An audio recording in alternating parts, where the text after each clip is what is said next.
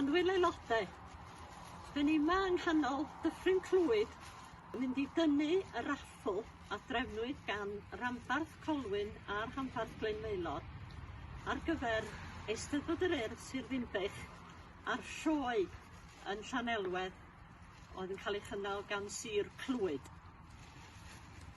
Gobeithio nawn i'ch gweld chi gyd yn Eisteddfod a'r Sioe flwyddyn nesaf, gan obeithio bydd y canllawiau yn caniatáu i ni gael y digwyddiadau.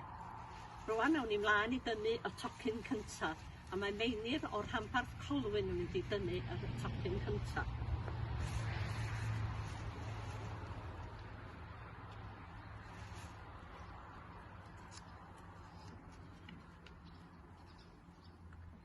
A mae hwn yn rhif symudol, felly bydd rhaid ni aros i gael gwybod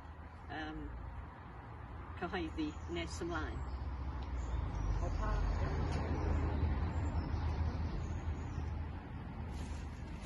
Mae'r ail docyn yn mynd i gael ei ddynnu gan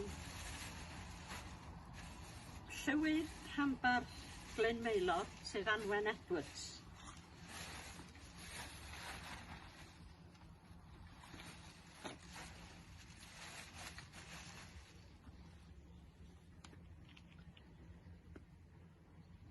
Mae hwn, y tocyn yma, yn dod o ardal Bangor.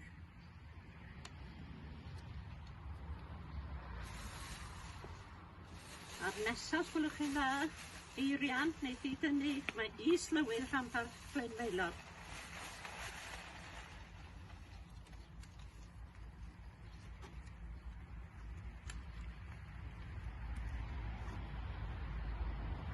A mae'r trydydd wobr mynd i ardal Prestatyn.